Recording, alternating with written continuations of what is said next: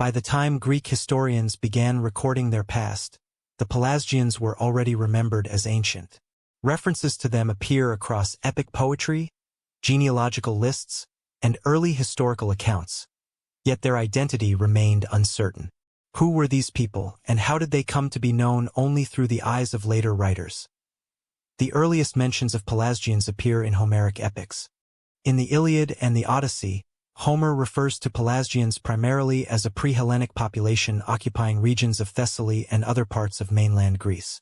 These references, however, are often general, highlighting their existence as an ancestral or autochthonous people rather than providing specific cultural or political details. Homeric texts do not describe their language, governance, or social structure, leaving only the acknowledgement of their presence in the pre-Hellenic landscape. Hesiod, writing in the 8th century BCE, similarly notes the Pelasgians in genealogical and cosmographical contexts. In the Theogony, he situates them among the early inhabitants of Greece, attributing to them foundational roles in certain local traditions. Hesiod's accounts suggest a widespread awareness of a people who existed before the rise of the Hellenes, but he does not treat them as a contemporary ethnic group. Instead, the Pelasgians appear as a temporal marker in the memory of Greek antiquity. By the 5th century BCE, Herodotus presents one of the earliest systematic discussions of Pelasgians in historical writing.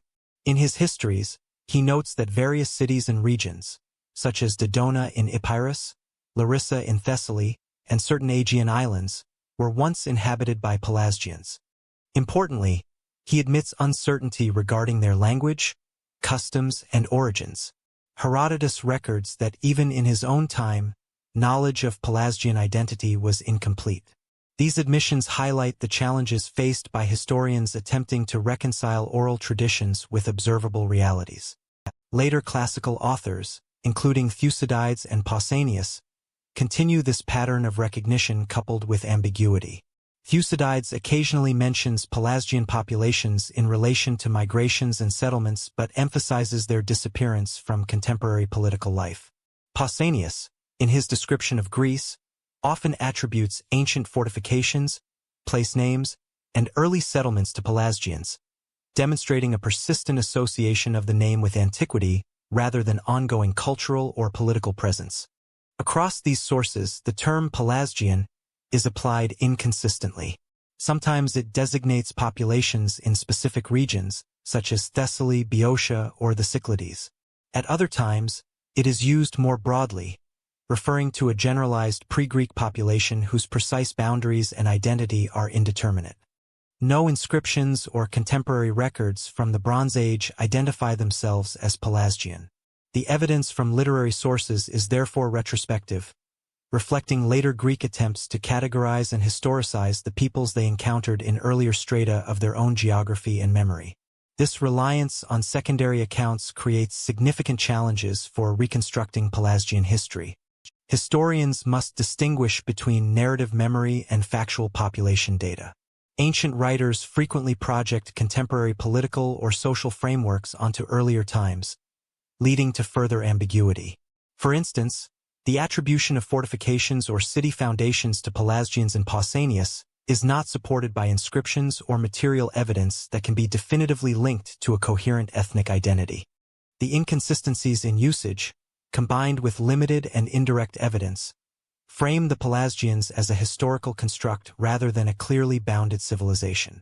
They appear primarily in literature as markers of antiquity, occasionally linked to regions, myths, or monumental architecture, but rarely described in terms that allow precise cultural, political, or linguistic reconstruction. Consequently, scholarly discussion of Pelasgians begins with acknowledgement of the limitations inherent in the primary sources. Because literary sources alone provide only fragmentary and retrospective accounts, understanding the Pelasgians requires turning to archaeological evidence. Material culture, settlement patterns, and environmental data offer independent insight into the communities that may have been retroactively identified as Pelasgian, providing the foundation for reconstructing the prehistoric context of their existence.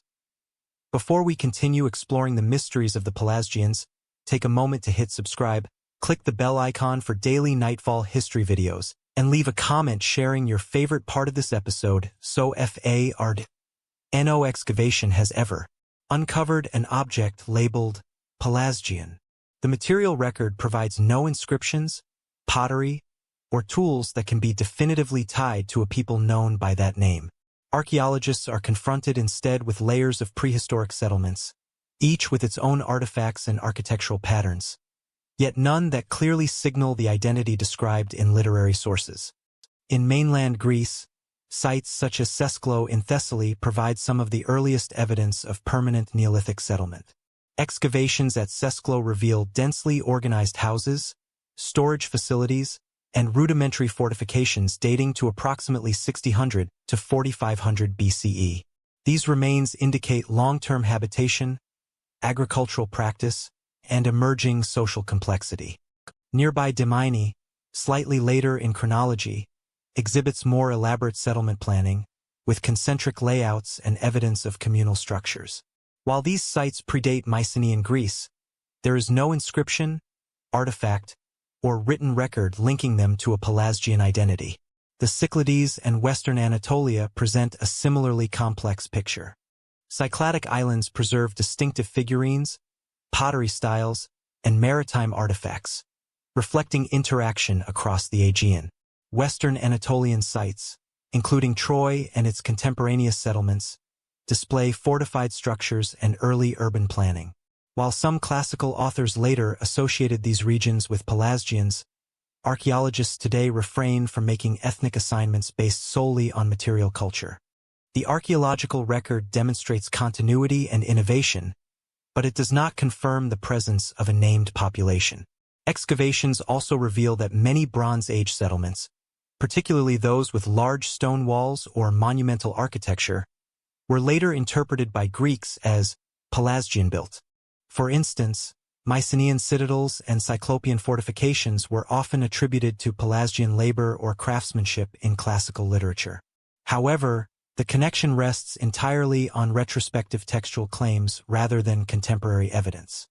The walls themselves are impressive in scale and technique, but they cannot serve as proof of ethnic identity. Modern archaeological methodology emphasizes this limitation. Ethnicity, as understood in textual sources, cannot be reliably inferred from pottery style, architectural form, or settlement organization alone.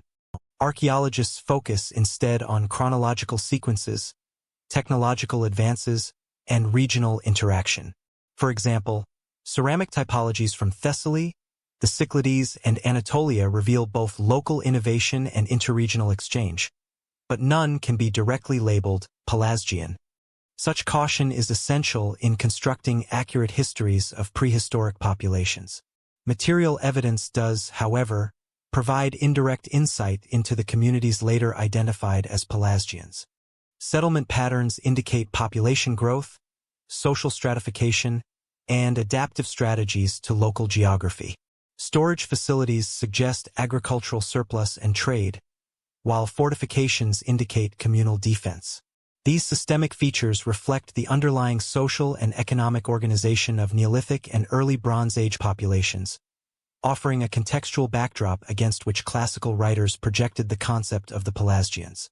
The absence of direct identification highlights the methodological challenge at the core of Pelasgian studies.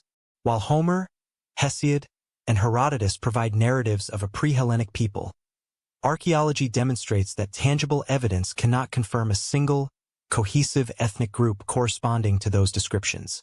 Instead, what is observable is a mosaic of settlements, technologies, and material cultures across Greece and the Aegean, some of which may have been incorporated into later literary memory. Ultimately, this section underscores the limits of archaeological interpretation in relation to the Pelasgians. While Neolithic and early Bronze Age communities are well documented, the act of labeling them with a name preserved only in literature introduces significant uncertainty.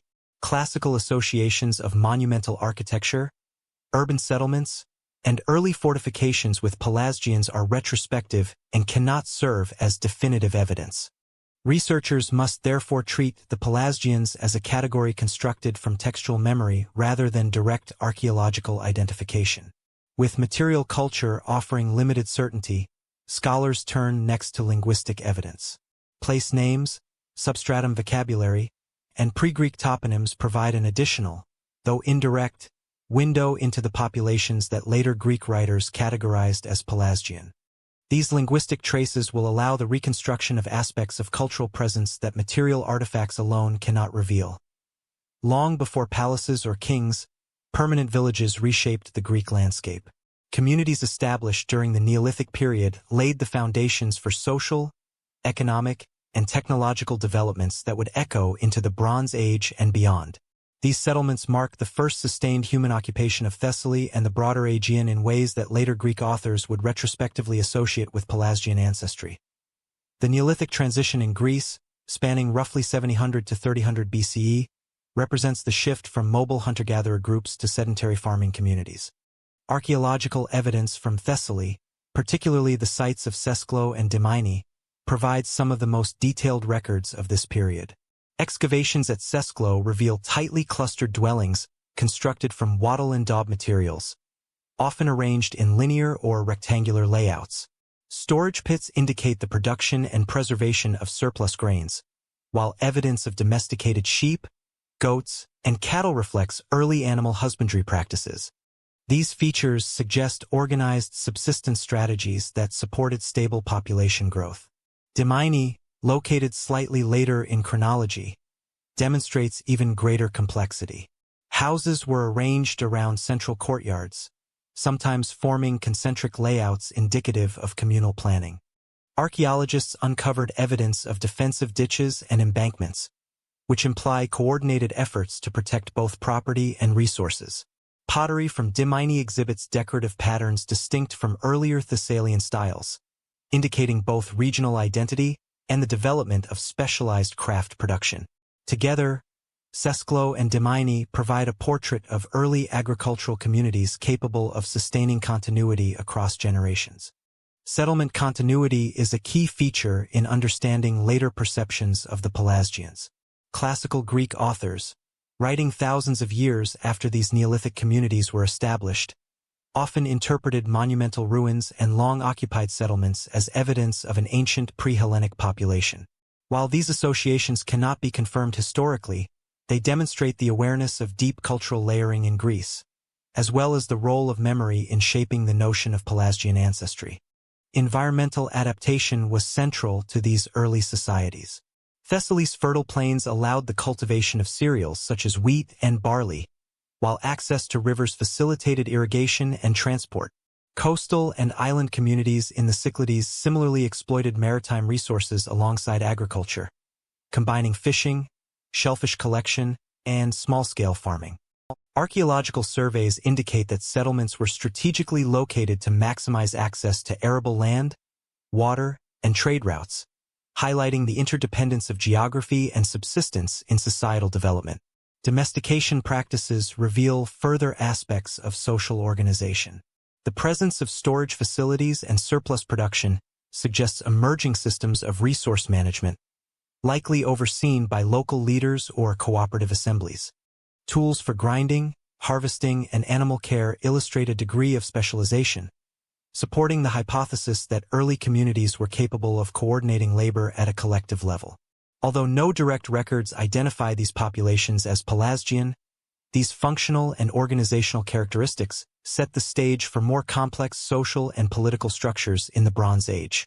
Architectural evidence also demonstrates continuity and adaptation. Houses were constructed in durable forms, with post-hole foundations supporting wattle and daub walls and wooden roof beams. Hearths and communal spaces indicate centers for domestic activity and social interaction. The layout of settlements suggests both individual household autonomy and broader community coordination, reflecting an early balance between private and collective organization.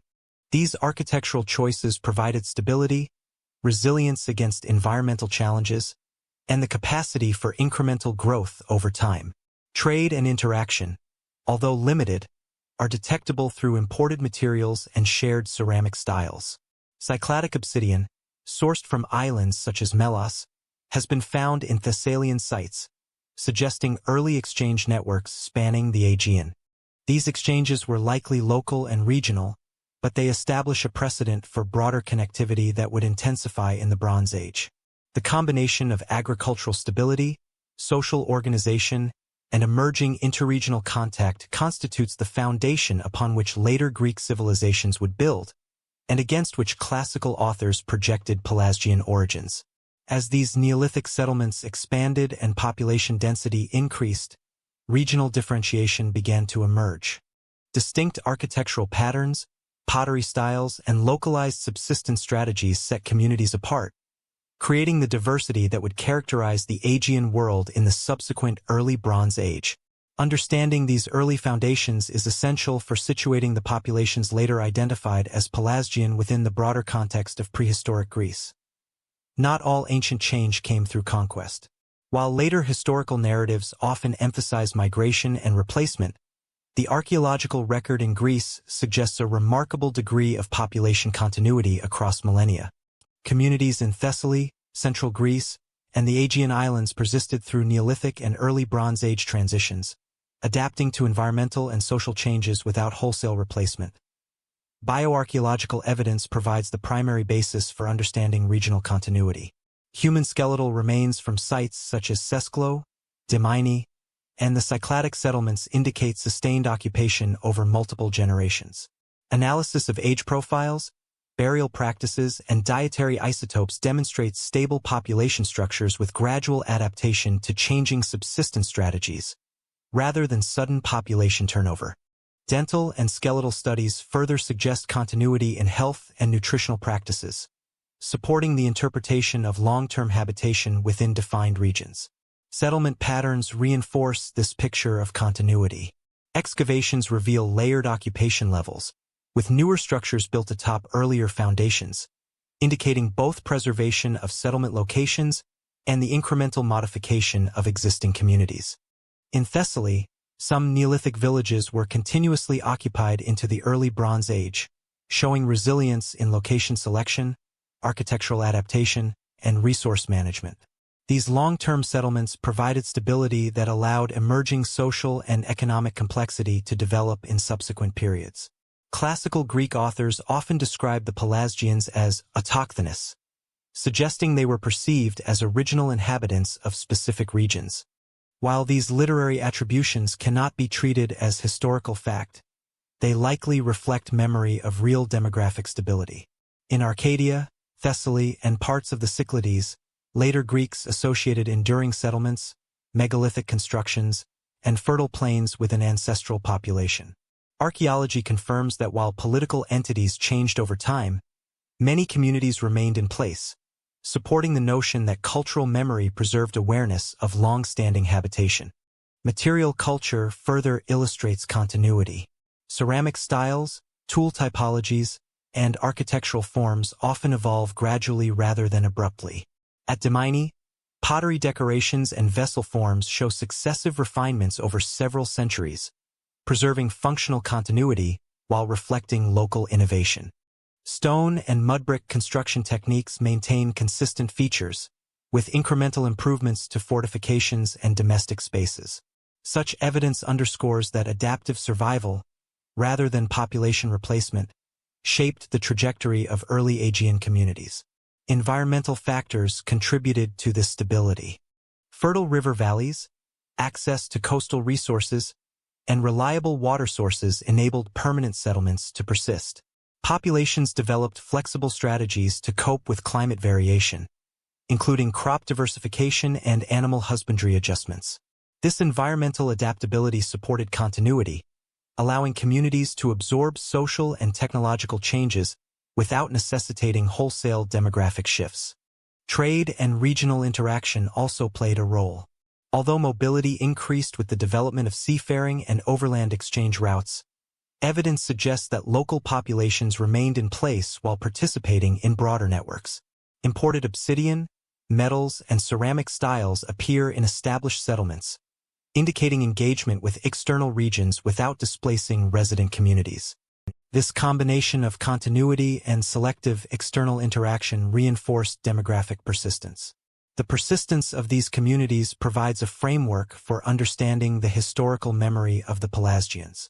While modern scholarship avoids assigning ethnic identity to these early populations, their long-term occupation likely informed Greek perceptions of autochthony and ancestral settlement. The repeated occupation of strategic sites, maintenance of architectural patterns, and gradual evolution of material culture created conditions for a cumulative sense of identity, even in the absence of a continuous, named population. With evidence of population stability established, the next stage in Aegean prehistory involves the development of social complexity. Long-term habitation created the conditions for emerging hierarchies, communal organization, and technological specialization, which would lay the foundation for more centralized Bronze Age settlements and the eventual historical recognition of pre-Hellenic groups such as the Pelasgians. As villages grew, stone walls and metal tools began to define early Aegean societies. Across Thessaly and the broader Aegean, the early Bronze Age marked a period of profound transformation. Settlements expanded in size, technology advanced, and new forms of social organization began to emerge, laying the foundations for the more centralized states of the later Bronze Age and Thessaly. Sites such as Dimini continued their long tradition of occupation, exhibiting increasingly complex domestic architecture. Houses were arranged around central courtyards, with evidence of storage facilities, hearths, and specialized workspaces. Excavations reveal stone foundations and mud brick walls, indicating more durable and permanent construction methods than in earlier Neolithic phases. These structural developments facilitated both household stability and communal organization, suggesting an early form of neighborhood-level planning. Lerna, located near Argos, provides further insight into early Bronze Age social complexity. Excavations at Lerna have uncovered what is known as the House of the Tiles, a monumental two-story building constructed with mud brick and limestone slabs. Its design includes storage areas, possible administrative spaces, and reinforced roofing, indicating advanced architectural knowledge and coordinated labor. Archaeologists interpret this structure as a central hub for surrounding settlements, reflecting early proto-administrative functions and communal oversight. The presence of such monumental architecture implies the capacity for organized labor and emerging social hierarchies. Tiryns, in the northeastern Peloponnese, illustrates the development of fortification strategies during this period. Cyclopean walls, built from massive unworked stones without mortar, suggest a collective approach to defense. These fortifications not only protected inhabitants but also signaled social cohesion and centralized planning. While later Greek authors would attribute such constructions to Pelasgian builders, there is no contemporary textual evidence confirming an ethnic identity for these communities. The archaeological record demonstrates social organization and technical knowledge without providing specific population labels. Material culture from this era further reflects technological innovation and interregional contact. Pottery styles diversified, with variations in form, decoration, and function observable across sites. Red and black figure motifs appear alongside geometric designs, suggesting both local innovation and cultural exchange. Metallurgy advanced through the working of copper and bronze, producing tools, weapons, and ornaments that supported agricultural efficiency, craft specialization, and social differentiation. These technological developments indicate a society increasingly capable of coordinating production and maintaining durable material culture. Burial practices also illustrate social complexity. Cemeteries in Thessaly and the Argolid reveal both individual and collective interments, with grave goods including pottery, tools, and personal ornaments. Variation in burial treatment suggests distinctions in status, occupation, or social role. Analysis of skeletal remains indicates continuity in population and adaptation to local resources, providing evidence of long-term demographic stability alongside emerging stratification. Settlement patterns reflect both local continuity and regional connectivity. Sites such as Dimini, Lerna, and Tiryns were strategically located to exploit fertile plains, water sources, and trade routes. Evidence of imported materials, including obsidian from Melos and copper from the Cyclades, demonstrates early interregional interaction. These exchanges facilitated the diffusion of technologies, artistic motifs, and subsistence practices, reinforcing both economic integration and social cohesion. While these communities may have contributed to populations later described as Pelasgian in classical sources, the archaeological record does not provide direct confirmation of ethnic identity.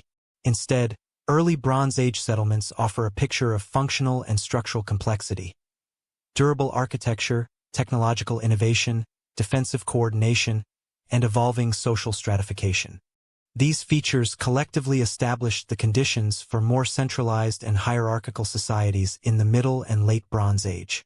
These technological and social innovations shaped demographic concentration and cultural cohesion, setting the stage for the expansion of trade networks, specialized production, and the emergence of proto-political structures in the subsequent phases of Aegean prehistory. Even in prehistory, the Aegean was never isolated. Long before the rise of classical city-states, communities across the islands, coasts, and mainland engaged in sustained exchange networks that connected resources, technologies, and ideas. These interactions shaped economic specialization, settlement hierarchies, and cultural continuity across the region.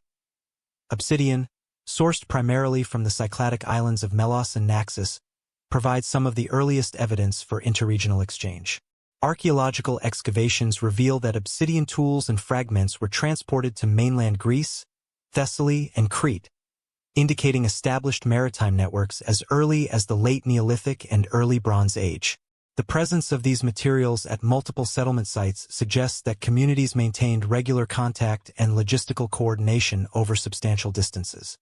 Copper and, later, bronze artifacts further illustrate the scale of early Bronze Age trade. Crete, the Cyclades, and certain mainland sites show evidence of metallurgical activity, including smelting and alloy production. Objects such as tools, weapons, and personal ornaments were disseminated across settlements, implying both specialized craft production and organized distribution networks. The movement of these materials reinforced economic hierarchies, as control over access to raw metals conferred social and strategic advantages to particular communities. Gold, though rarer, appears in burial assemblages and as personal ornamentation. Finds from Cycladic and mainland graves indicate that elites or socially prominent individuals maintained access to long-distance resources, integrating imported wealth into local social structures.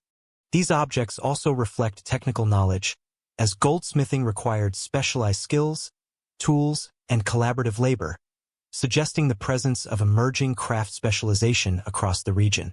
Archaeological evidence from the Cycladic Islands highlights the maritime dimension of early Bronze Age connectivity. Harbor facilities, boat depictions and figurines, and distribution patterns of imported materials indicate that island settlements functioned as nodal points in broader exchange networks. Mainland settlements similarly show evidence of regional integration, with sites such as Dimini, Lerna, and Tiryns participating in both local and inter-island exchanges. While these communities cannot be directly labeled as Pelasgian, regions later associated with Pelasgian identity were evidently embedded within these networks, facilitating the diffusion of both technology and cultural practices. Trade influenced settlement hierarchy and social organization. Coastal and strategically positioned inland sites often exhibit larger and more complex architecture, reflecting their economic centrality. Storage facilities, specialized workshops, and fortifications are more prominent at sites involved in active exchange, suggesting that control over trade routes and imported resources contributed to emerging social stratification. The distribution of imported materials correlates with sites demonstrating higher levels of architectural sophistication and craft specialization, indicating that economic networks played a role in shaping early leadership structures. Despite this extensive exchange, caution is necessary in linking trade directly to ethnic identity. Archaeologists emphasize that the presence of imported materials or shared technologies does not indicate a particular population or group. While classical authors later labeled certain regions as Pelasgian, trade networks alone cannot confirm ethnic labels. Instead, these networks demonstrate the structural and cultural context in which early societies operated, providing conditions for technological adoption, social differentiation, and interregional influence. The integration of Pelasgian-associated regions into these trade systems had lasting consequences for cultural development. Techniques in metallurgy, pottery, and architecture spread across connected communities, promoting standardization and innovation. Interactions with Crete and the Cyclades introduced new forms of artistic expression and practical technology, influencing the design of settlements, fortifications, and domestic spaces. These early exchanges laid the groundwork for the more complex interregional systems of the Middle and Late Bronze Age. Finally, trade networks contributed to demographic and cultural cohesion. The movement of goods, ideas, and technologies reinforced shared practices across settlements, creating patterns of cultural continuity while maintaining regional distinctiveness. This connectivity prepared communities for the emergence of proto-political structures, as economic integration and technological specialization enabled coordinated management of resources and labor. Increasing trade and social complexity created conditions for the rise of proto-political structures. As settlements expanded, resource control, labor organization, and strategic fortifications converged, setting the stage for hierarchical communities and the eventual formation of centralized early Bronze Age polities in the Aegean. Even poetry preserves fragments of forgotten peoples. In the epics of Homer and the genealogical works of Hesiod, the Pelasgians appear as pre-Hellenic inhabitants of the Aegean, remembered through narrative memory rather than contemporary documentation. These texts offer insight into how early Greeks conceptualized their distant past and the communities that preceded them. In the Iliad and the Odyssey, Homer refers to Pelasgians primarily in the context of Thessaly, the Cyclades, and other regions perceived as remote or marginal to contemporary Greek settlements. In the Iliad, they are occasionally described as auxiliaries or inhabitants of fortified towns, often participating indirectly in wider conflicts. The language used is sparse and generalized, providing little information on specific customs, governance, or social structure. Instead, their presence signals antiquity and continuity in the landscape prior to the emergence of the Hellenes. Hesiod's Theogony situates the Pelasgians within genealogical and cosmological frameworks. He mentions them as part of the early human and divine order, linking their existence to primordial settlements and foundational myths. Hesiod's approach emphasizes temporal depth rather than ethnographic detail, reflecting an awareness of communities that had long since vanished from political prominence. These references suggest that classical authors used the term Pelasgian as a marker of historical layering, connecting mythic narrative with the observable antiquities of the Greek world.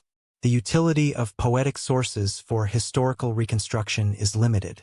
While Homeric and Hesiodic texts provide names, locations, and occasional societal roles, they are literary compositions shaped by narrative conventions, mnemonic devices, and oral tradition. These works blend memory, legend, and imaginative reconstruction, making it difficult to distinguish factual population data from narrative embellishment.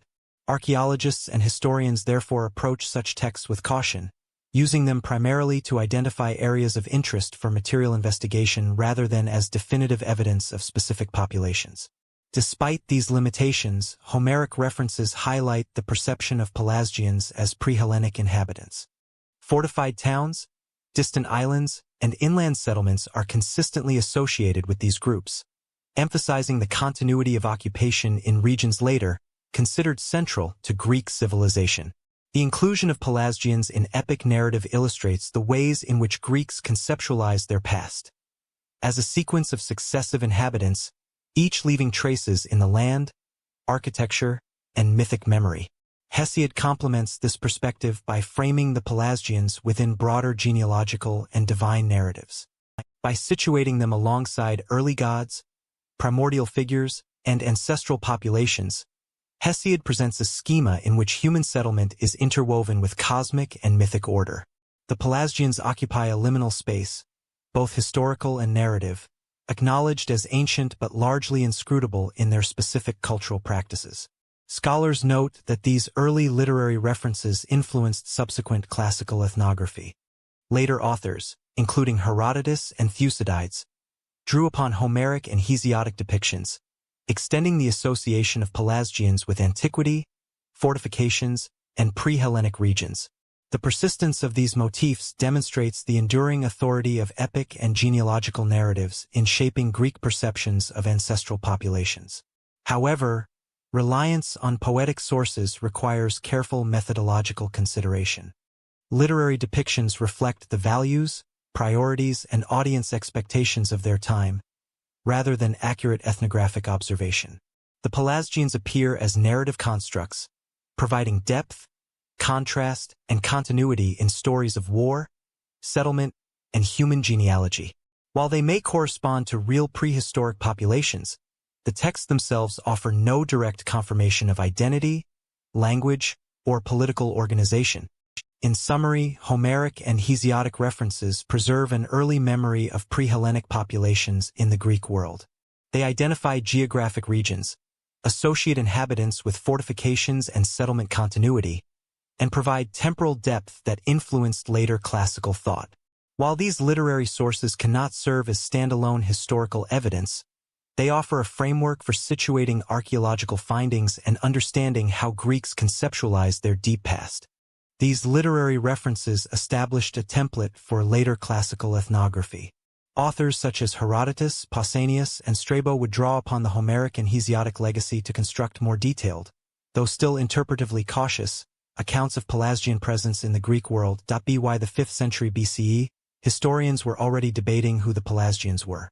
Figures such as Herodotus, Thucydides, and later classical writers sought to categorize these ancient populations, attempting to reconcile literary memory, archaeological remains, and oral traditions into coherent narratives.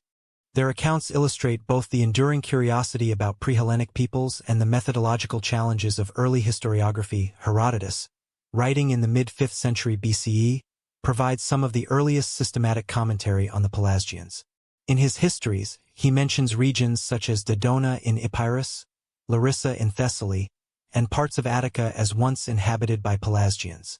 Significantly, he openly acknowledges the limits of his knowledge. He records that the Pelasgian language and customs were poorly understood even in his own time, and that many of the traditions he collected came from oral accounts and second-hand reports. This admission of uncertainty highlights the historiographical tension between memory and evidence, as well as the reliance of classical authors on retrospective categorization. Thucydides, composing his history of the Peloponnesian War slightly later, references Pelasgians primarily in relation to migration, settlement, and political transformation. He identifies certain regions as originally Pelasgian before Hellenic colonization but does not provide detailed accounts of their culture or governance. Thucydides emphasizes chronological sequence and territorial occupation, reflecting a historiographical focus on causality and strategic developments rather than ethnographic detail. In doing so, he perpetuates the perception of Pelasgians as a pre-Hellenic substratum without offering independent verification.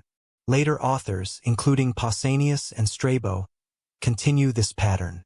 Pausanias attributes early fortifications, walls, and urban settlements to Pelasgian builders, noting their perceived antiquity and skill.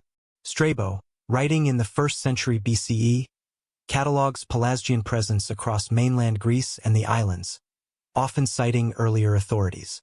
While these accounts provide rich geographic detail, they are clearly derivative, reflecting earlier literary and historiographic conventions rather than contemporary observation. Discrepancies between sources are notable.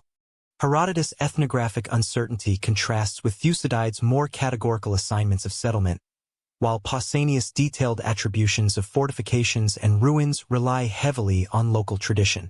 These variations highlight the interpretive challenges inherent in classical historiography.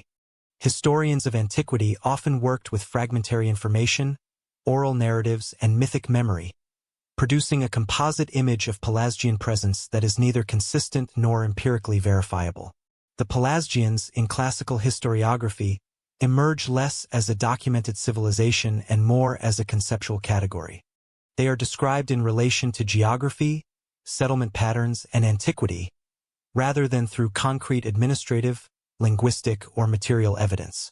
This historiographical framing aligns with broader Greek attempts to understand the pre-Hellenic past, categorizing ancient ruins, place names, and population memory under the label Pelasgian.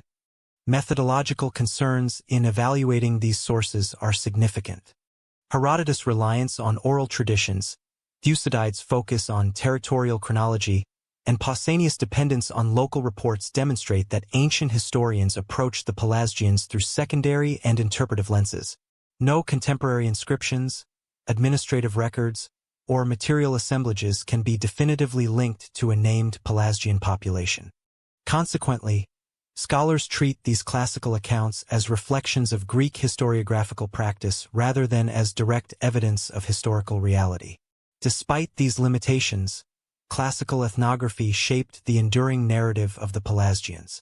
By situating them in specific regions, associating them with antiquity, and describing them in relation to Hellenic migration, these historians preserved the memory of pre-Hellenic communities.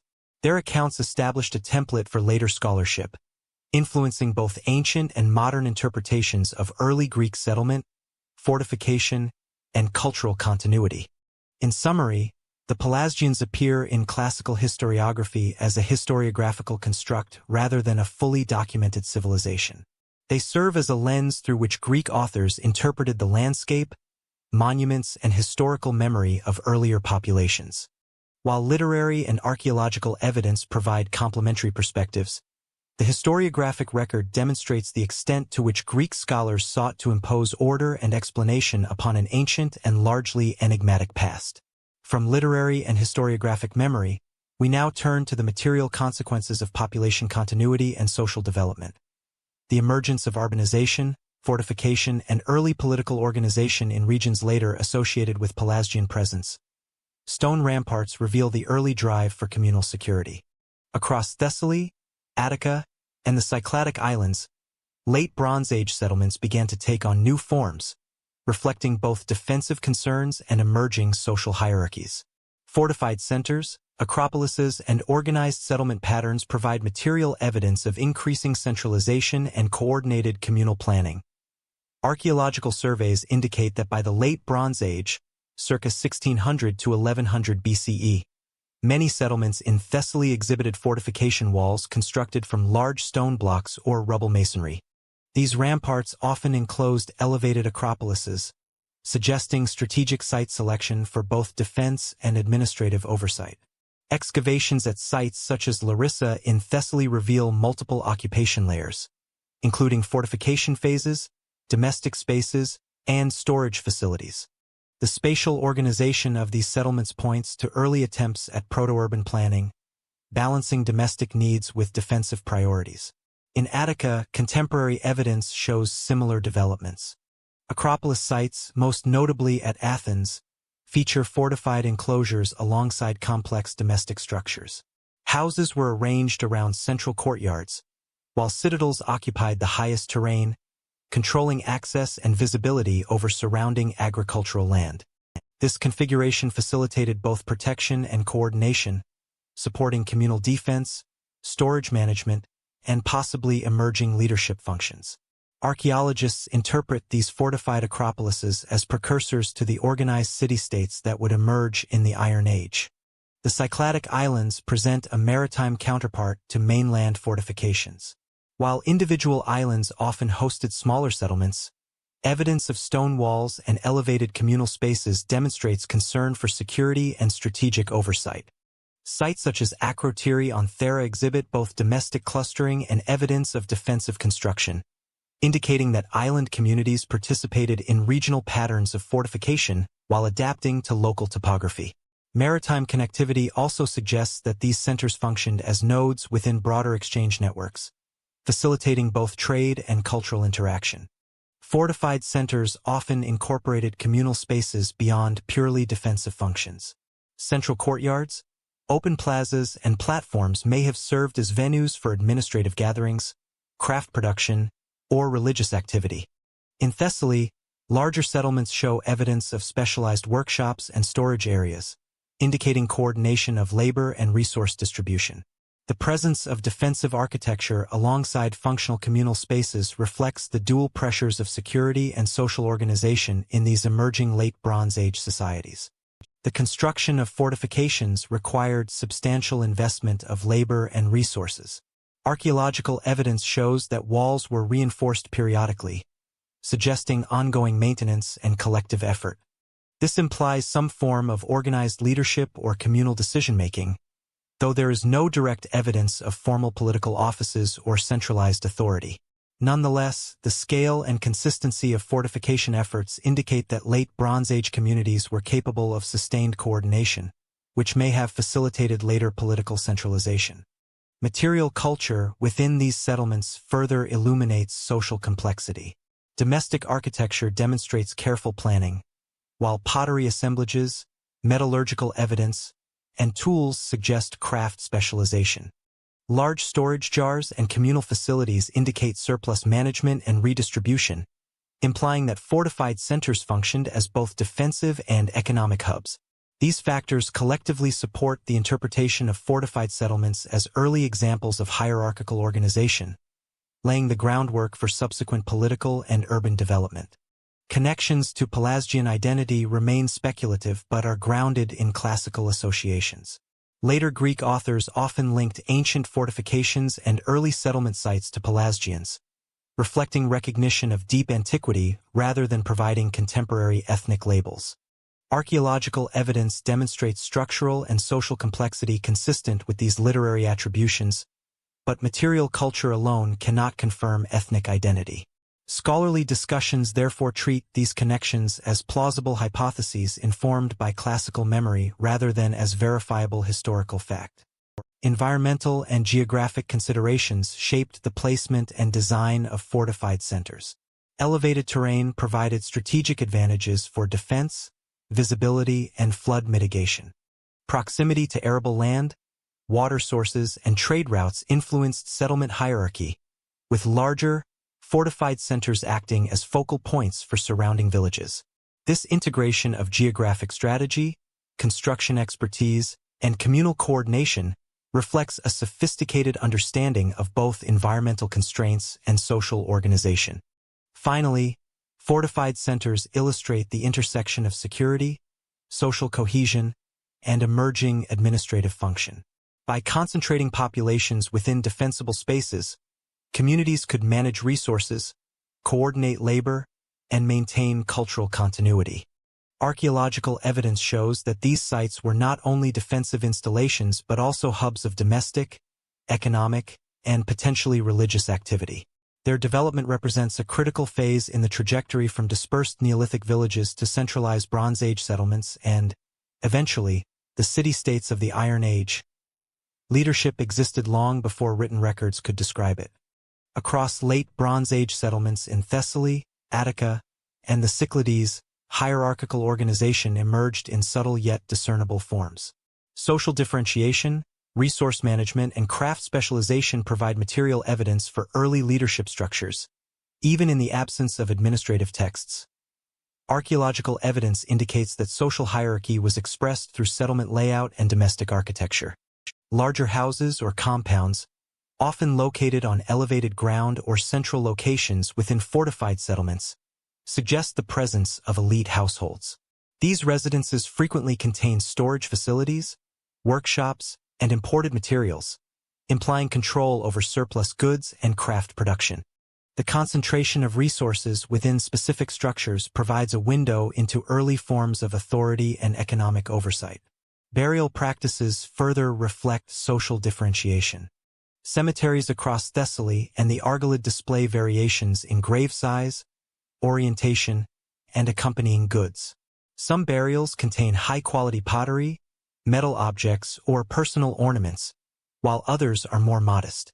These distinctions indicate differential access to wealth and status, suggesting that individuals or families exercised leadership or held specialized roles within the community. Bioarchaeological studies show continuity in health and nutrition among elite burials, consistent with preferential access to resources. Craft specialization is another indicator of hierarchical organization. Evidence from Lerna, Dimini, and Cycladic settlements demonstrates concentrated workshops for pottery, metallurgy, and textile production. Skilled artisans likely operated under the patronage or supervision of higher-status households, indicating a system of labor allocation and oversight. The production of metal tools and ornaments not only required technical knowledge but also access to raw materials, which may have been controlled or distributed by local leadership structures. Economic management and trade coordination further suggest proto-administrative functions. Fortified centers often acted as hubs for storage, redistribution, and exchange of agricultural surplus, raw materials, and crafted goods. Control over these resources would have required organizational authority, whether exercised by individual leaders, councils, or emerging elite families. While the precise form of governance cannot be determined, the archaeological record points to structured decision-making and oversight. Textual sources provide complementary perspectives, albeit indirectly. Classical authors later attributed certain political capacities, such as fortification building and territorial control, to Pelasgian populations. While these accounts cannot verify early leadership roles, they suggest that Greek memory preserved a perception of centralized authority associated with ancient communities. Archaeological indicators of social hierarchy thus provide the material counterpart to literary recollections, demonstrating that social differentiation and resource management predated written documentation. Spatial organization within settlements also reflects hierarchical control. Centralized storage, elevated compounds, and clustering of specialized workshops imply coordinated planning. Leadership may have been responsible for mediating access to communal resources, allocating labor for construction and craft production, and regulating trade networks. Such roles would have required both social authority and technical knowledge, illustrating how Bronze Age communities combined pragmatic management with emergent social stratification. Material indicators of status extend beyond wealth to access and control over ritual spaces. Certain elevated areas within fortified centers contain evidence of ceremonial activity, suggesting that leaders played a role in mediating religious or communal functions. Control over ritual sites may have reinforced social authority, legitimizing elite households through symbolic as well as material means. This intertwining of leadership, economics, and ritual practice underscores the multifaceted nature of social hierarchy in the Late Bronze Age. It is important to note that these reconstructions rely on indirect evidence. No contemporary inscriptions or administrative texts document the specific political organization of these settlements. Instead, archaeologists infer hierarchy from architecture, burial assemblages, craft specialization, and settlement patterning. This methodology illustrates the cautious, evidence-driven approach required to understand early forms of leadership and social differentiation. Finally, hierarchical organization in late Bronze Age settlements provided the structural basis for later cultural memory. Classical Greeks attributed political and civic functions, including fortification construction, territorial oversight, and communal coordination, to Pelasgian populations. While modern scholarship avoids asserting ethnic continuity, the material record confirms that social stratification, proto-administrative roles, and leadership structures were already in place long before these literary attributions. Before temples, sacred spaces were marked by simple hearths and offerings. Across the Neolithic and early Bronze Age Aegean, communities established ritual sites that reflected shared beliefs and structured communal practices, long before written records could document spiritual life. Archaeological evidence from Thessaly, Sesklo, and Dimini indicates that early Aegean populations engaged in ritual behavior linked to both domestic and communal spaces. Hearths, pits, and designated open areas reveal repeated deposition of offerings, including animal bones, pottery, and miniature figurines. These material patterns suggest structured activity, likely performed according to social conventions or seasonal cycles. The arrangement of hearths and associated deposits indicates an organized approach to ritual, rather than spontaneous or incidental activity. Burial practices provide another lens into early religious behavior. Cemeteries at Sesklo and Dimini demonstrate careful treatment of the dead, with some graves containing offerings such as ceramics, polished stones, or small tools. Variation in grave goods points to differentiated ritual attention, which may reflect social hierarchy, family affiliation, or specialized religious roles within the community. Analysis of skeletal remains shows consistent selection and treatment of bodies, supporting the interpretation of enduring and systematized cultic practices. Votive figurines, often anthropomorphic or zoomorphic, are a recurring feature of early Bronze Age sites. Excavations in Thessaly and the Cyclades have uncovered small clay figures placed in domestic, communal, or elevated spaces. These artifacts suggest symbolic representation, possibly linked to fertility, protection, or communal identity. Their distribution across multiple settlements indicates that ritual practice was a shared cultural phenomenon, integrated into daily life and local spatial organization. Animal remains also play a role in reconstructing early ritual behavior. Deposits of sacrificed or ritually killed animals, sometimes carefully arranged in pits or hearths, indicate structured offerings rather than simple subsistence activity. The species, age, and butchery patterns provide insight into ritual selection criteria, suggesting intentionality and adherence to local custom. Archaeologists interpret these practices as evidence of early cultic systems, demonstrating that belief and ceremony were embedded within settlement life. Open-air sanctuaries appear in elevated or liminal spaces, such as hilltops, promontories, or river valleys. These sites often feature repeated deposits over extended periods, indicating continuity and communal recognition of sacred space. In Thessaly, traces of ritual floors, stone alignments, and isolated artifacts suggest that religious activity was both publicly accessible and socially regulated. The spatial arrangement of these sites highlights the integration of ritual with the surrounding environment, marking specific natural features as culturally significant. Classical sources later attribute these religious practices to Pelasgian populations, particularly in Arcadia and Thessaly. While there is no contemporary inscriptional evidence to confirm ethnic identity, Greek memory preserved an association between ancient cult sites and pre-Hellenic communities. References to Pelasgian sanctuaries and ritual activity underscore the enduring impression of early ceremonial spaces on later historical consciousness, even when precise identification is unattainable. The methodological challenge lies in linking material remains to named populations. Archaeologists rely on contextual analysis.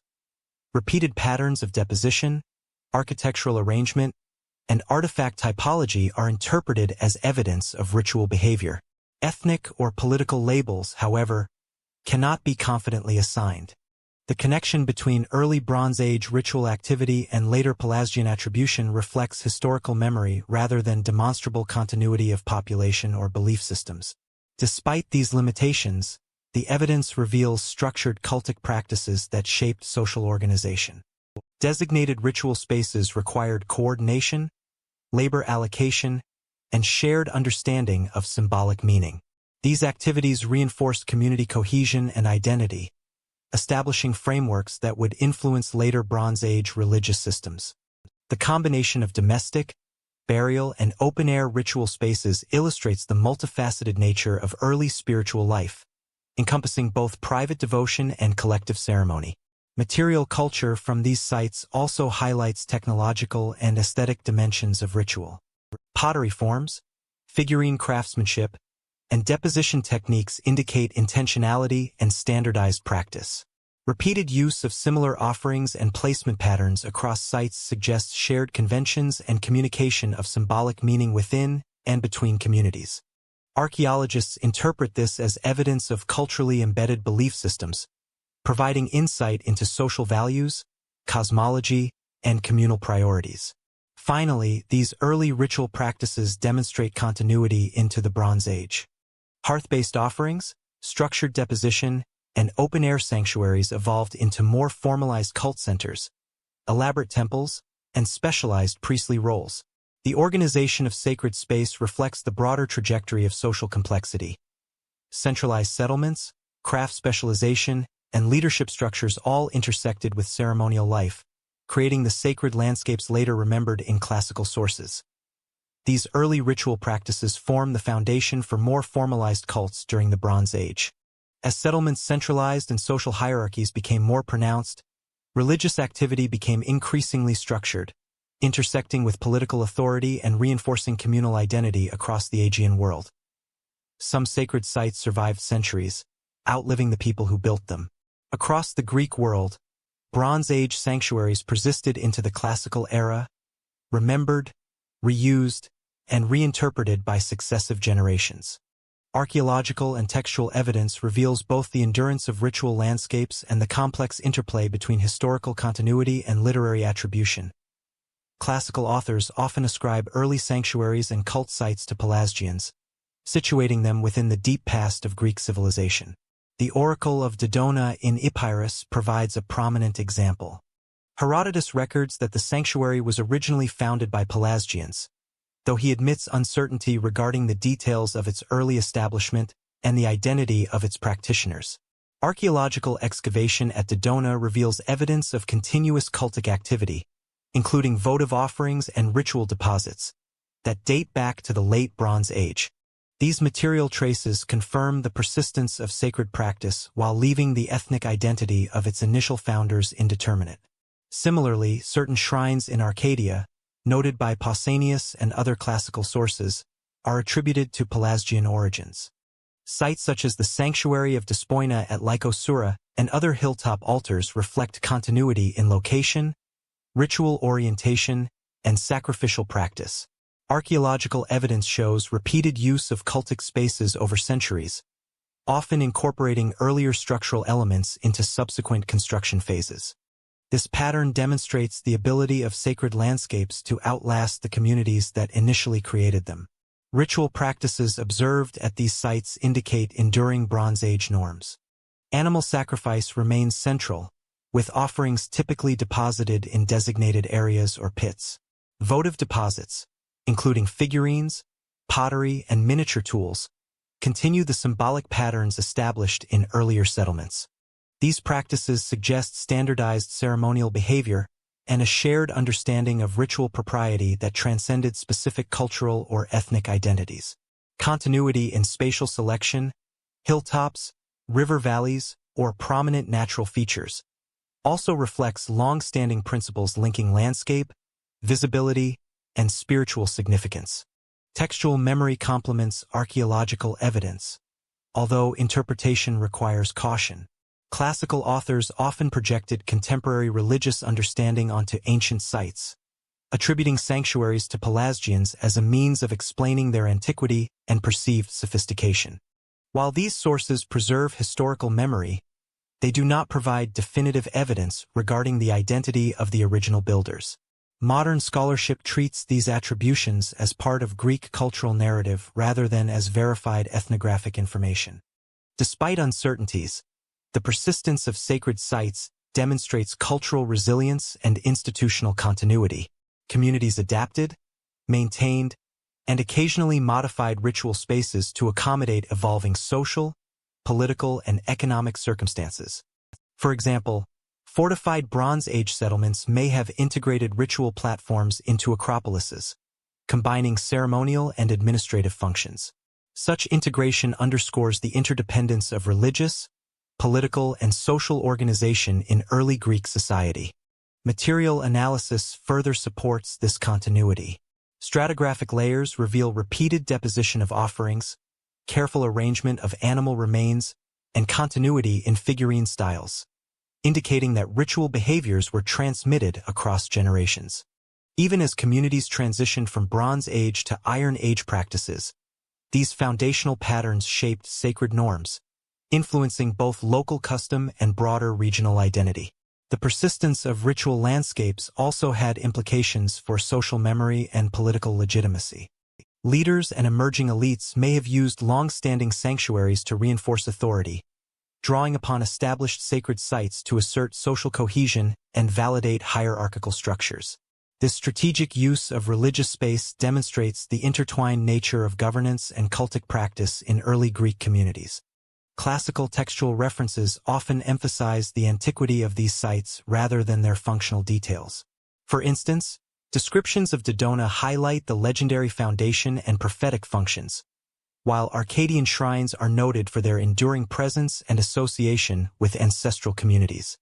These narratives reflect a Greek preoccupation with continuity and ancestry, preserving memory of sacred landscapes even when the original population, possibly Pelasgian, had disappeared or assimilated into later Hellenic groups.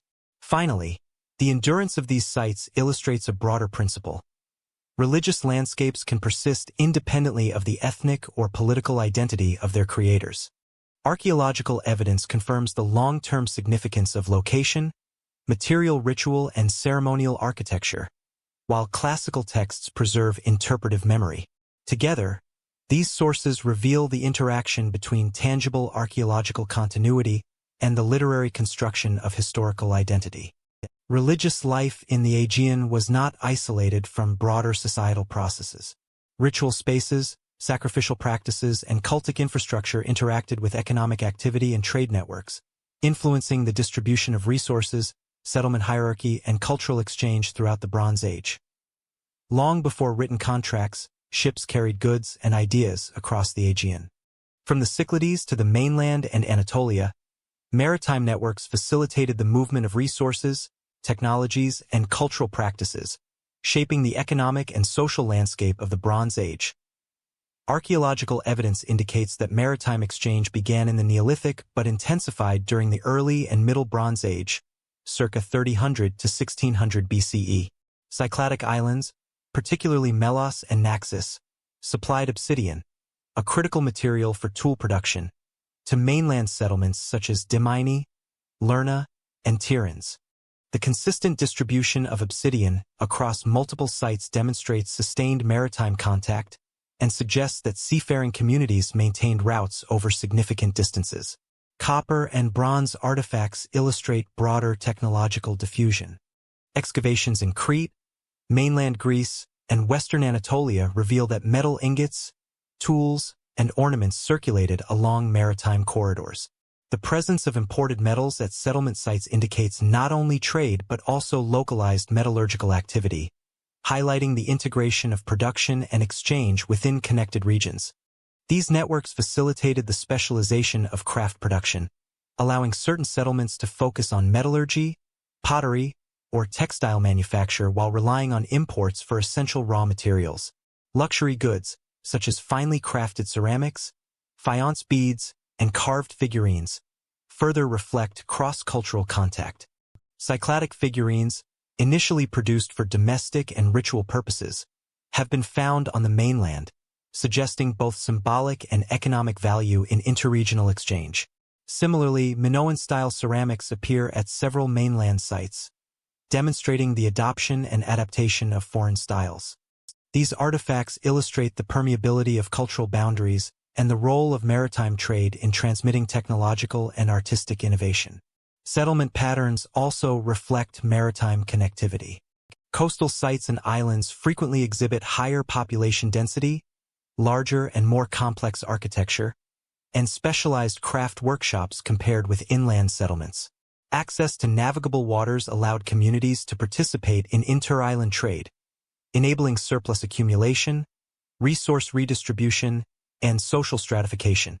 Strategic placement of settlements near harbors or sheltered bays facilitated both security and economic opportunity, reinforcing the importance of maritime mobility in shaping societal organization. Although Pelasgians cannot be directly identified in the archaeological record, regions later associated with them played a central role in these networks. Thessaly, the Cyclades, and certain western Anatolian settlements acted as nodes linking material flow, technological expertise, and cultural influence. This connectivity likely contributed to the development of hierarchical social structures, centralized coordination of craft production, and the transmission of ritual and architectural forms across the Aegean. Maritime trade also influenced technological innovation. Access to metals and other resources encouraged experimentation with alloying, tool production, and specialized craft techniques. Pottery forms evolved in response to both local needs and external influences, demonstrating that seafaring connectivity accelerated stylistic and functional adaptation. The flow of knowledge across these networks underscores the role of mobility not only in material exchange but in the broader diffusion of technical and cultural practices. The social implications of maritime connectivity were significant. Communities that controlled ports or trade routes gained economic leverage, which likely translated into social and political authority. Archaeological evidence of large storage facilities, workshops, and fortified harbor sites suggests that leaders or elite households managed both production and distribution. These proto-administrative functions reinforced hierarchical structures and linked economic capability with emerging governance.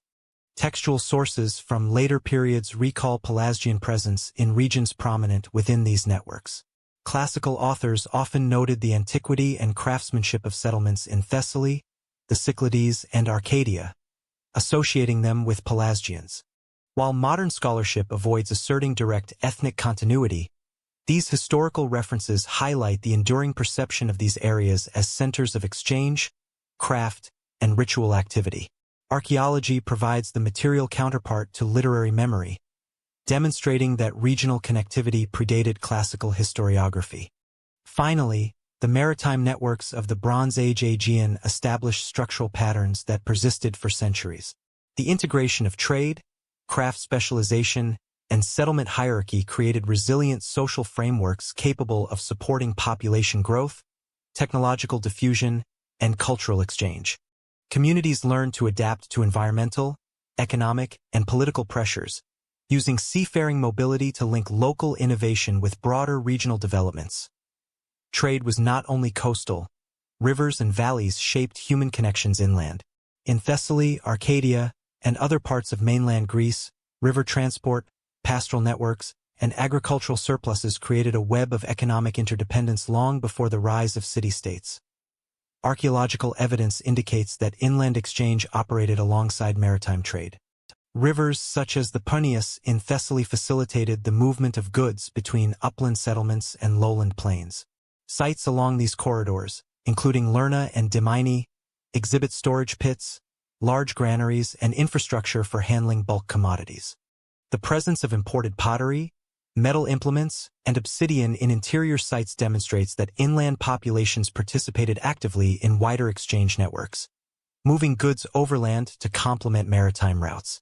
Pastoralism played a central role in resource mobility.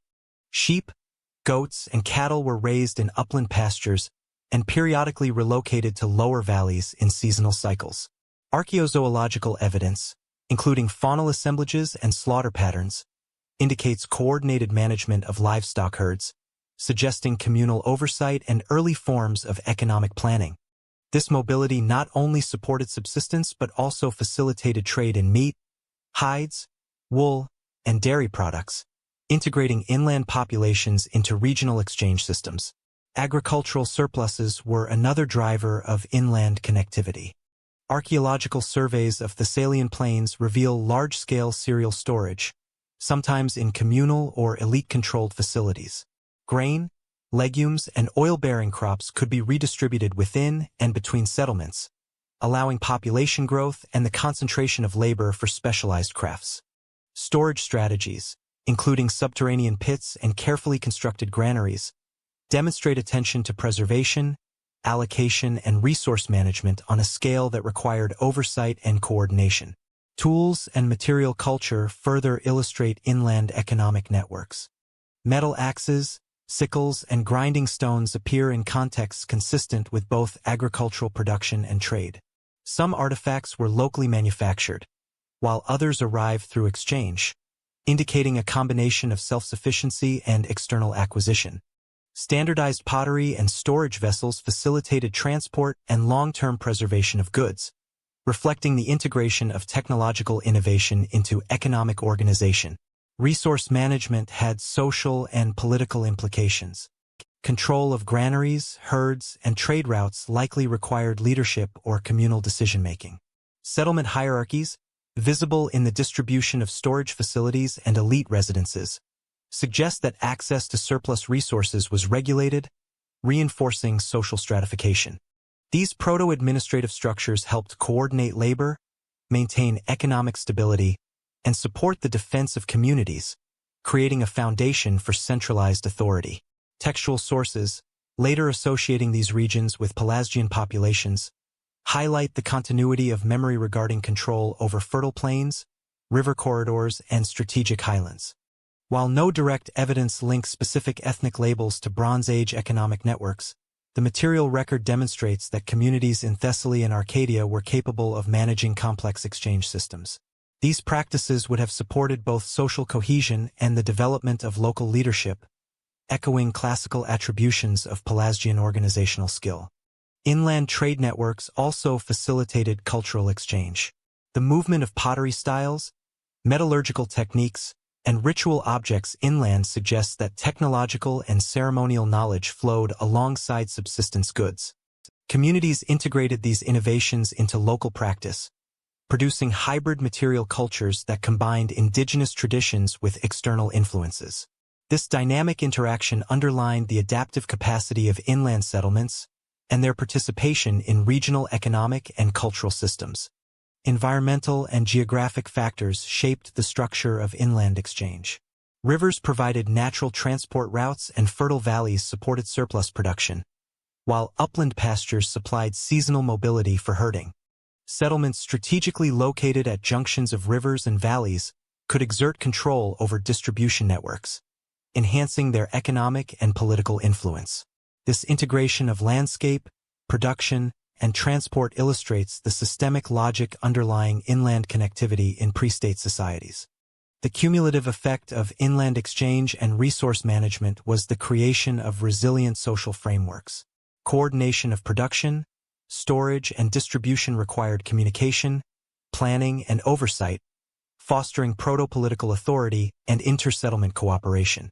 By linking upland and lowland populations, these networks enabled both population growth and the consolidation of economic and social structures that would later support military and territorial expansion. As Mycenaean influence spread, older populations adapted or merged. Across Thessaly, Arcadia, and the Aegean islands, local communities encountered the expanding reach of palace-centered Mycenaean polities, initiating a period of cultural integration, technological adoption, and regional reorganization.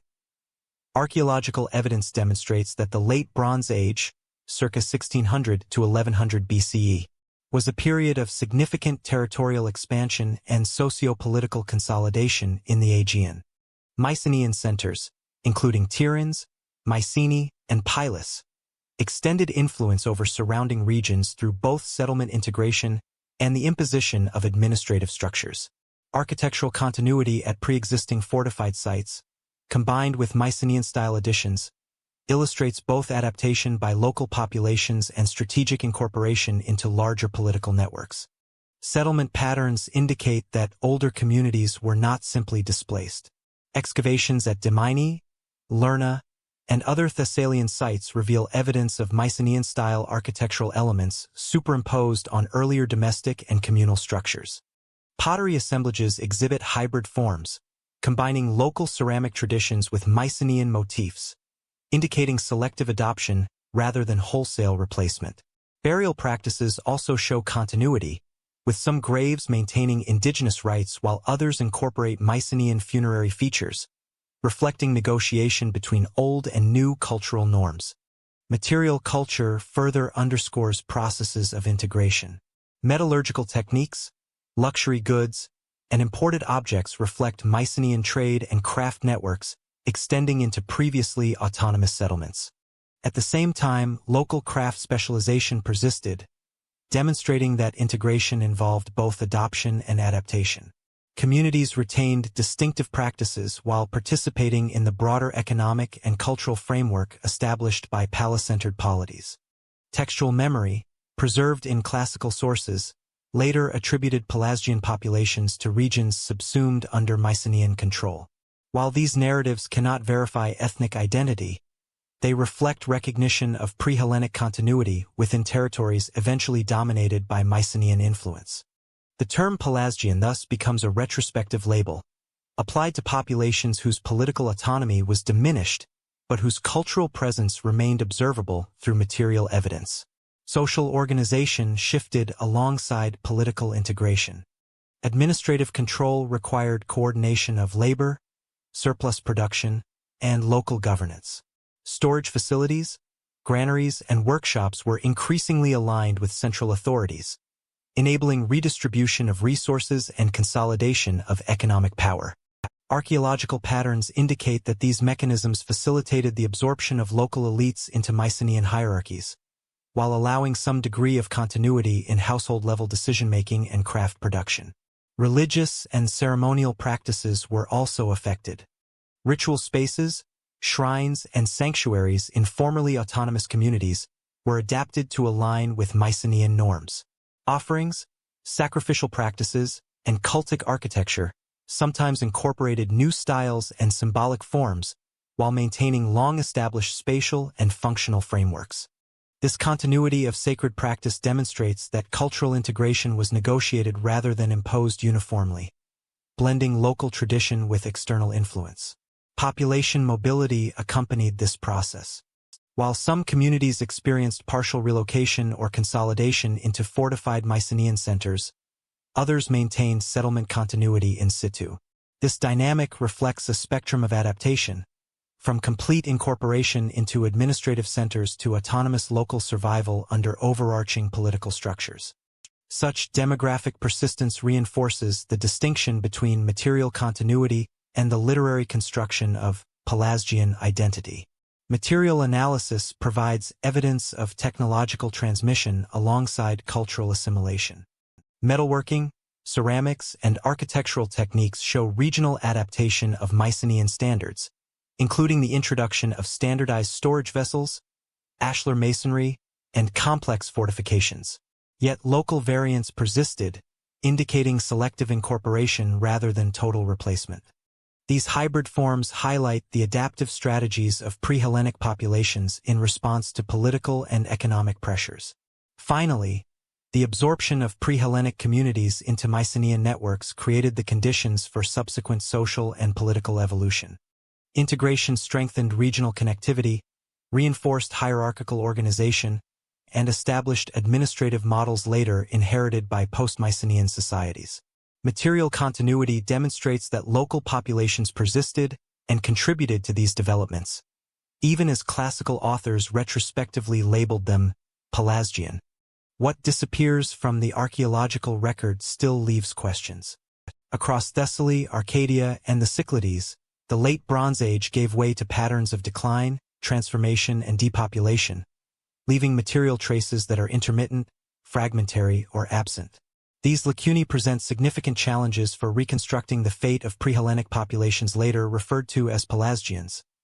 Following the collapse of Mycenaean palatial centers around 1100 BCE, many settlements experienced depopulation or structural reorganization. Archaeological surveys indicate that some fortified sites were abandoned, while others shrank in scale, with domestic architecture reduced to simple, unfortified houses.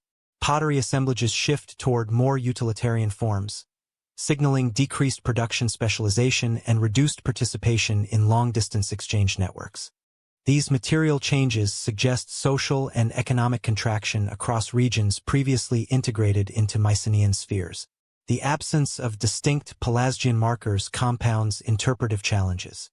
No inscriptions or artifacts explicitly identify individuals or communities as Pelasgian after the Late Bronze Age. Historiographically, classical sources apply the term retrospectively, often to explain architectural ruins, ancient sanctuaries, or pre-Hellenic populations. Material evidence alone does not confirm ethnic continuity, highlighting the methodological caution required when linking archaeological data to literary designations. Continuity can occasionally be inferred through settlement persistence. Some lowland sites and sheltered valleys maintain long-term occupation despite broader regional decline. Pottery styles and household organization indicate adaptation rather than abrupt replacement, suggesting that populations remained in situ and incorporated new cultural elements. However, these indicators do not provide definitive proof of identity. Archaeologists interpret these patterns as evidence of demographic resilience rather than affirmation of historical labels. Ceramic evidence provides one of the few indirect signals of persistence. Pottery forms retain elements of earlier Bronze Age traditions, even as stylistic features evolve. Functional wares, storage jars, cooking vessels, and simple tableware show technological continuity, suggesting that surviving communities retained basic domestic practices while accommodating changing social and economic conditions. The persistence of these traditions points to a gradual, adaptive response to structural collapse rather than an ethnically distinct survival. Inscriptions from the early Iron Age are rare, and when present, rarely clarify population identity. Linear B records disappear with the palatial collapse, and alphabetic Greek scripts emerge centuries later, long after the supposed Pelasgian populations would have been assimilated or dispersed. This absence further reinforces the interpretive gap between material culture and classical ethnography. Any attempt to trace Pelasgian continuity relies on circumstantial evidence and careful analysis of settlement, artifact, and ritual patterns rather than explicit documentation. Environmental factors contributed to regional transformation. Earthquakes, soil depletion, and climatic variation may have affected agricultural productivity, contributing to the decline of population centers and the contraction of trade networks. Combined with social disruption following the Mycenaean collapse, these factors produced a landscape in which pre-Hellenic communities were either absorbed into emerging polities or reduced to small-scale subsistence settlements. The archaeological record thus reflects both environmental and socio-political pressures shaping human continuity. The silence of the material record has fostered scholarly debate regarding Pelasgian survival. Some researchers argue for limited demographic persistence, citing continuity in settlement patterns and artifact forms. Others emphasize the conceptual nature of the Pelasgian category, suggesting that classical authors projected a constructed identity onto populations that had already merged with Hellenic groups. This debate illustrates the difficulty of reconciling literary, archaeological, and environmental evidence into a coherent historical narrative. Ultimately, the decline and transformation of settlements do not negate the historical significance of these populations. While discrete Pelasgian identity may not survive materially, patterns of continuity, adaptation, and cultural memory contribute to our understanding of the transition from late Bronze Age communities to early Iron Age polities. By critically examining the archaeological record, scholars can trace the long-term evolution of Aegean societies, while acknowledging the limits imposed by gaps in the evidence. Gaps and ambiguities in the material record have invited extensive scholarly debate. The absence of definitive markers for Pelasgian identity encourages critical examination of classical texts, comparative archaeology, and interpretive methodology, forming the framework for discussions of cultural persistence, memory, and historical reconstruction. Their stones outlasted their name. Across the Greek world, monumental architecture, defensive fortifications, and urban foundations persisted long after the populations that constructed them had disappeared or been assimilated. Classical authors frequently attributed these enduring works to Pelasgians, preserving the memory of pre-Hellenic contributions to Greek civilization. Greek literary sources, from Herodotus to Thucydides, repeatedly credit Pelasgians with the construction of city walls, acropolises, and other monumental structures. The fortifications of Tiryns, the Cyclopean walls of Mycenae, and certain early Arcadian citadels were described as the handiwork of these ancient peoples. Archaeological analysis confirms that many of these structures predate classical Greek city-states, representing late Bronze Age and even earlier construction techniques. While no inscriptions identify their builders explicitly, material evidence demonstrates continuity in architectural methods and strategic site selection. Cyclopean masonry, characterized by massive unworked stone blocks fitted without mortar, appears across mainland Greece and the islands. These constructions, often integrated into natural topography, reflect sophisticated engineering knowledge and planning. Excavations at Tiryns, Mycenae, and other sites reveal standardized layouts, defensive towers, and gate systems designed to control access and provide protection. The scale and uniformity of these works suggest coordinated labor and centralized oversight, indicating advanced social organization long before the emergence of classical polis. Urban foundations also illustrate continuity in settlement planning. Acropolis and fortified hilltop sites provided both defensive advantage and centralized locations for administrative, religious, and economic activity. Archaeological surveys show repeated use of these sites across centuries, with Bronze Age layers forming the base for later Hellenic occupation. The persistence of these urban frameworks enabled the development of political structures, marketplaces, and civic institutions, linking early settlement strategies to subsequent Greek societal organization. Pottery, tool assemblages, and architectural fragments from pre-Hellenic settlements reveal integration of local traditions with innovations later associated with Mycenaean influence. While classical sources ascribe these features to Pelasgians, the archaeological record emphasizes cultural layering rather than discrete ethnic identity. Communities adapted earlier constructions for continued habitation, reusing walls, platforms, and storage facilities in ways that preserved functional and symbolic significance. This practical continuity contributed to the transmission of architectural knowledge across generations. Greek authors also linked Pelasgians to infrastructural achievements beyond fortifications, including roads, bridges, and hydraulic works. Although archaeological evidence for many of these claims is limited or debated, certain Bronze Age terraces, drainage systems, and causeways demonstrate early investment in landscape modification. These works facilitated settlement stability, agricultural production, and regional connectivity, reflecting the organizational capacity of pre-Hellenic populations. The attribution of monumental constructions to Pelasgians functions both as historical memory and cultural storytelling. By linking impressive architectural achievements to a distant, pre-Hellenic population, classical authors emphasized the antiquity and sophistication of Greek lands, while framing their own civilization as inheriting a long-standing foundation. Modern scholarship interprets these claims cautiously, distinguishing between literary narrative and archaeological reality. The enduring structures themselves, however, confirm that these regions possessed the technical and social means to influence subsequent development. In addition to defensive and civic architecture, ritual and ceremonial structures provide evidence of pre-Hellenic impact. Open-air sanctuaries, altars, and early shrines, often situated within fortified or urbanized sites, reflect the integration of religious practice with settlement planning. Their spatial organization, orientation, and reuse into the classical era suggest that architectural solutions developed by these populations informed the later design of temples, sacred precincts, and civic spaces. Cumulatively, these material contributions underscore the Pelasgian, or more accurately pre-Hellenic, substrate upon which classical Greek civilization was built. While identity and ethnicity remain ambiguous, the combination of monumental architecture, urban planning, and infrastructural innovation establishes a durable foundation for later societal complexity. The archaeological record provides a concrete basis for understanding the technological and organizational capabilities that persisted and shaped Hellenic development.